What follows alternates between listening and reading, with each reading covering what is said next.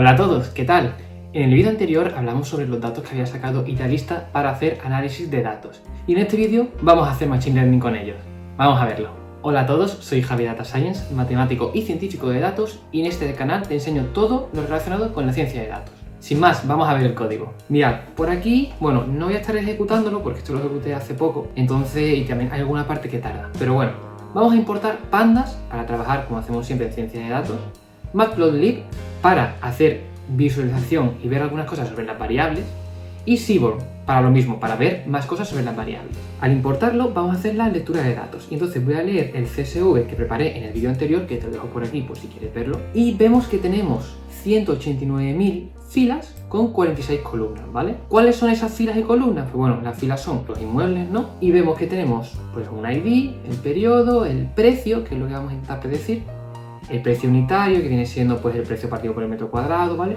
Y tipo de casa en venta, área construida, número de habitaciones, distancia al metro, latitud, longitud, la ciudad, ¿vale? Tenemos muchísimas variables con las que vamos a trabajar. Entonces yo voy a echarle un primer vistazo, ¿no? Y bueno, a mí me gusta siempre hacer un describe para ver si tenemos algunos missing values, alguna cosa así que nos llame la atención, ¿no? Entonces yo veo que viendo el count sí que parece que todos están bien, no parece que haya mucho missing value. Y luego por aquí, bueno, como tampoco quiero alargarme mucho, tampoco vemos nada así desorbitado, ¿vale? Pero bueno, por ejemplo vemos en el precio, aquí vemos que hay un máximo, esto será 8 millones y el mínimo es 20.000 será, 20.000. Sobre todas las variables he cogido solamente estas de aquí, que son el área construida, el número de habitaciones, el número de baños, si es un estudio o no, el año de construcción y el precio, que el precio es lo que queremos estudiar, ¿vale?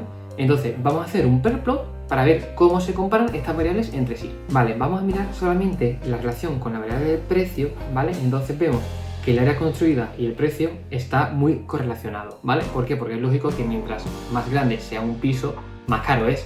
De hecho, hay muy pocos outliers, entonces esta regla, esto todo el mundo lo sabe, mientras más grande, más caro es. También tenemos el número de habitaciones, sí que hay una tendencia creciente, al igual que el número de baños, porque esto indica que tenemos una casa más grande, ¿no? Entonces va a ser más cara. Sobre la variable de estudio, vemos que los estudios, los que tienen que sí que son un estudio, el precio es más bajo que los que no lo son. Vuelve a estar relacionado con la edad construida, ¿no? Los estudios suelen ser más pequeños. Así que bueno, esto es interesante, hay que saber que si es un estudio, eso nos va a decir que seguramente va a ser más barato que otro piso que no lo sea. Y luego el año de construcción a mí me resultaba interesante para ver si hay algún tipo de correlación.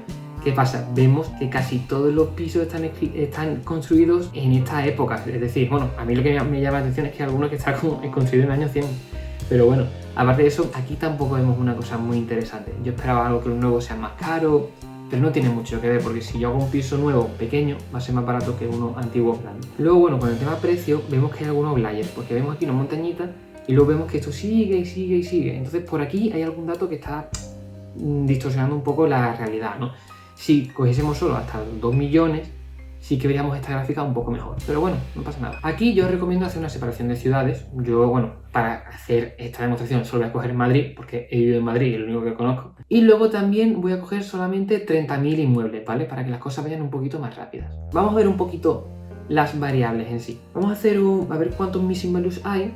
Y vemos que realmente no hay ninguno, excepto en año de construcción, floor clean, flat location ID, esa cosa no sé lo que es, pero bueno. ¿Qué hacemos con estas cosas? Mira, esto es lo que yo voy a hacer. A ver, al analizar esas variables, tampoco nos aporta mucho valor. De hecho, es como una variable que solo tiene como 2 valores, ¿vale? ¿Qué pasa? Esta variable, como tiene muchísimos missing values, o sea, de 30.000 hay 17.000 que no los tenemos, yo la voy a quitar, ¿vale? Al igual que las otras dos, que tienen algunos missing values, que tampoco aportan mucho. Al igual que esta de aquí, ¿vale? Ni la voy a mencionar, yo mirándolos un poco digo, mira, esto no sé lo que es, muy pocos valores, yo creo que lo voy a quitar y ya está. Así que yo estas variables las quito directamente. Luego aquí vamos a hacer una cosa con el tema price. Como he dicho, aquí tenemos algunos outliers.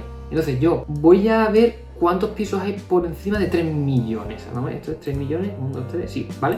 ¿Por qué? Porque considero que, bueno, si ya a mí 2 millones me parece una locura, por encima de 3 millones es muchísimo. Así que, ¿qué tenemos ahí? Pues bueno, unos pisos, 105, muy poco, pero que tienen 360 metros cuadrados, 894, o sea, son grandísimos, enormes. Estos los voy a quitar seguramente, a ver. Bueno, vamos a ver. He bajado 1 millón por lo mismo. Oye, para quitar 100 de 30.000 es muy poco. Por encima de 1 millón hay 2.000. Vale, pues entonces yo voy a quitar todo lo que esté por encima del millón, porque yo quiero un modelo que me sirva para la mayoría de casas. Y si estoy perdiendo 2.000 de 30.000 casas, estoy perdiendo muy poco. Así que yo voy a ir para adelante y voy a decir, oye, por encima de 1 millón lo quito. Voy a hacer un modelo solamente con estas casas que valgan menos de 1 millón. Aquí hago hincapié en que vosotros sois los que tenéis que tomar estas decisiones. Si a lo mejor queréis ver solamente las casas por encima de 1 millón porque queréis sacar esa comisión de esa casa más grande, adelante. O sea, aquí ya lo que queráis. Yo voy a tirar por la parte de, oye, quiero que sea el modelo más útil para todos en general. Así que bueno, así es como me queda la variable price, ya mucho mejor. Vemos que todas están en este intervalo. Esto es 1 millón, ¿vale? Pues entonces todo está entre, digamos que esto es 150.000 y aquí esto es 300.000, ¿vale? Así que ahí están la mayoría de inmuebles.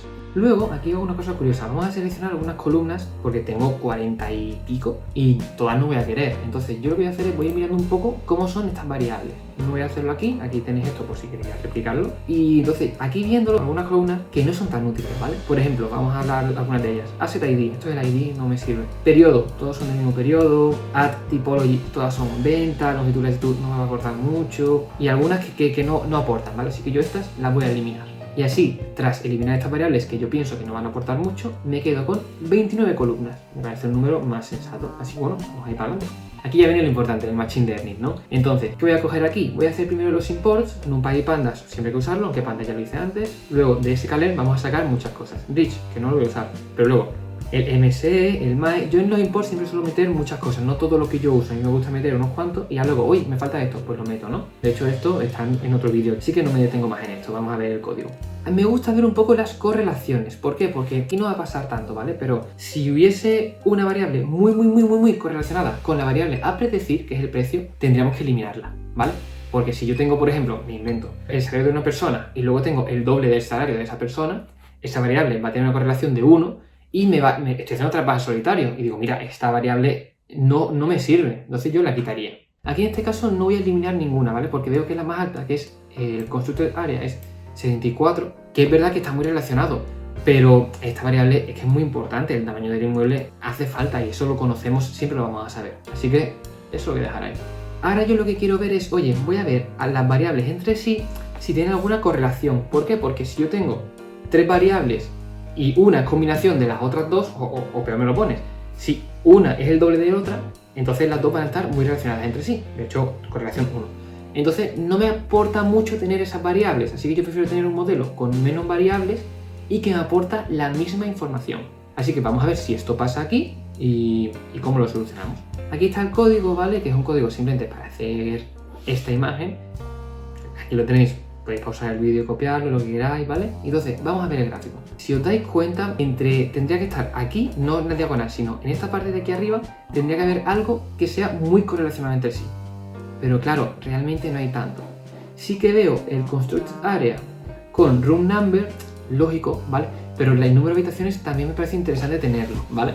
Entonces, quitando esa correlación, no veo ninguna así alta, alguna 0.67, 0.56, pero hash parking space con hash swimming pool tiene una correlación, está claro, ¿no? Pero no la veo muy significativa.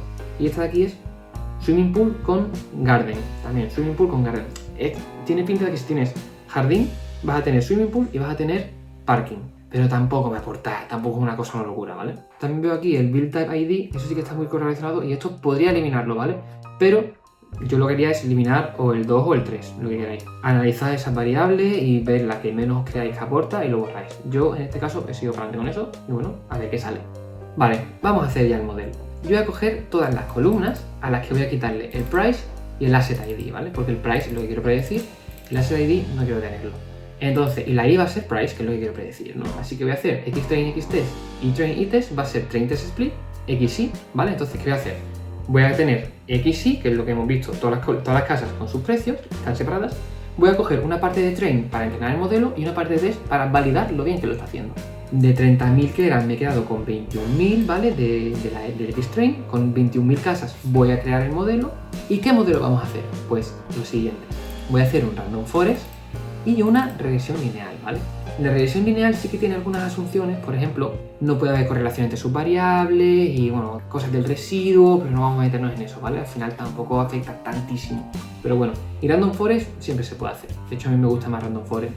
Pero bueno, es verdad que random forest se explica peor y linear regression se explica muy bien, ¿vale? Pero bueno, random forest con sus parámetros y lo entrenamos con xtrain y train. Lo mismo con linear regression, ¿vale?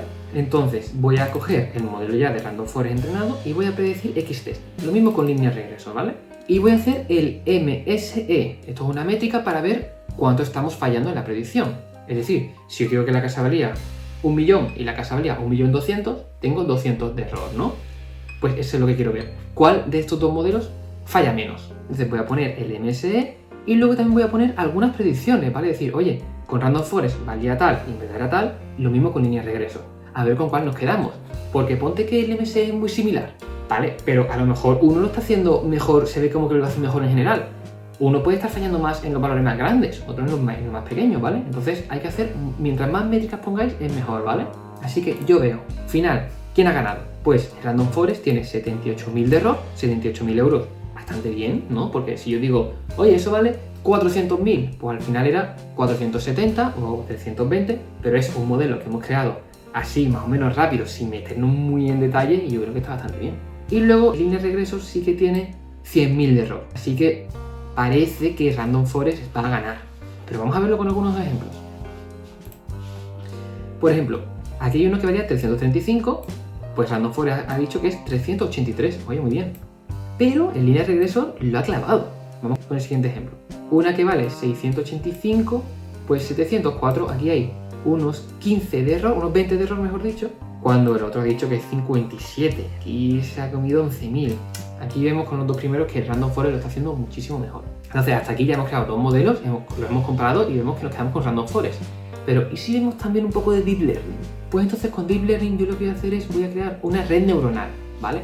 Entonces aquí están los imports y entonces aquí voy a meter cosas muy avanzadas, pero voy a intentar explicarlo así para que se entienda. Primero, yo voy a coger los datos que yo tenía, pero en vez de entrenar xtrain y entrenarlo y ir para adelante, voy a hacer que ese xtrain voy a dividirlo en 3 partes, ¿vale? Entonces voy a entrenar el modelo en 2 de esas y a ver qué tal lo hacen las otras y así sucesivamente.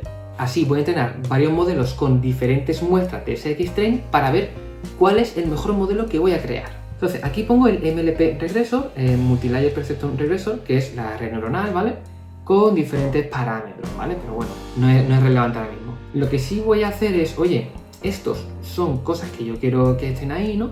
Pero luego, yo no sé muy bien qué alfa voy a coger ni cuántas hidden layers, ¿vale? Entonces para eso voy a crear un grid que me va a decir, bueno, el alfa me va a poner, oye, una lista entre estos alfas, entre hidden layer sizes también, ¿vale? También el solver y el learning rate. Yo lo que voy a hacer es, voy a crear muchos modelos, muchas redes neuronales con diferentes parámetros. Una va a tener este 20 con esta de aquí, otra va a tener el 20 con esta de aquí, pero cambia el solver, otro voy a tener, y así voy a crear muchos modelos. Y entonces se van a probar en esas divisiones que he puesto antes de 3 y vamos a ver cuál gana, cuál es el mejor modelo entre todos esos que estoy entrenando. ¿Y eso cómo se hace? Se hace con un Randomized Search Cross Validation, ¿vale? Entonces, aquí es una búsqueda aleatoria entre todos esos modelos que voy a crear. Por esto yo no estoy ejecutando ahora, ¿vale? Porque esto va a tardar mucho. Pero va a hacer un montón de modelos y va a ver cuál es el mejor de ellos. Entonces se crea el objeto y se hace el fit, y esto tarda bastante, la verdad. Y entonces al final me da que el negative root mean square, ¿vale? Bueno, como tiene que ser esto, ¿vale? Es 129.000. O sea, se está confundiendo más que el Random Forest. O sea, aquí he montado toda la parafernalia para algo que me sale peor.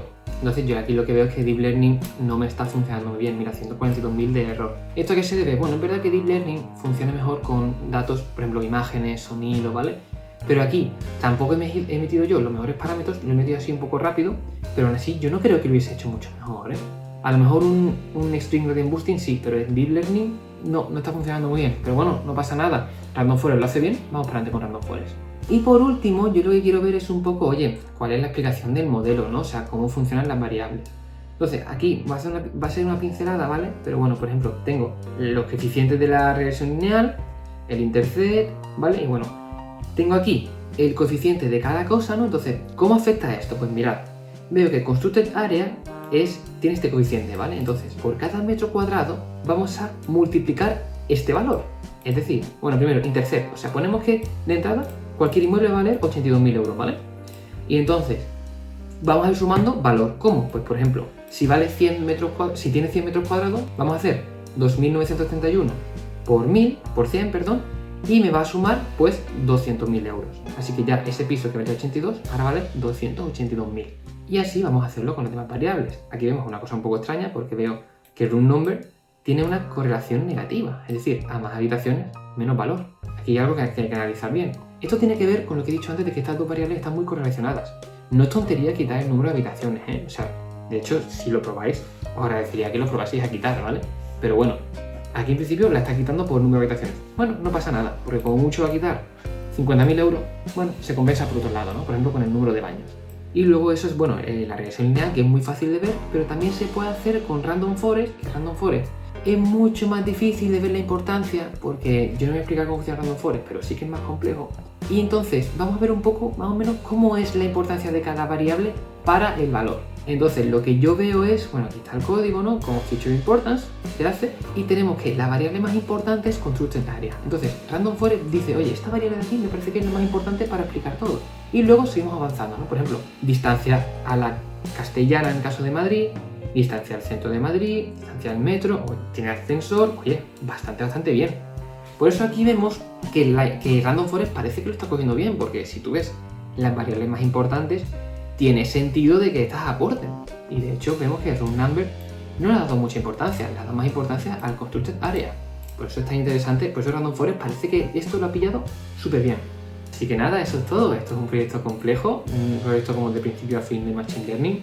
Ya solo faltaría pasar la producción, pero yo creo que está bastante completo. Así que bueno, espero que te haya gustado el vídeo. Si así ha sido y quieres aprender Python, tengo aquí un vídeo explicando Python de principio a fin para introducción. Seguro que te viene muy bien. Y si te ha gustado, te animo a dejar un like y un comentario, que a mí me ayuda un montón. Si quieres que analice algún set de datos o quieres que haga algún proyecto así loco, escríbemelo y estaré encantado de hacerlo. Nos vemos en el siguiente vídeo. Saludos.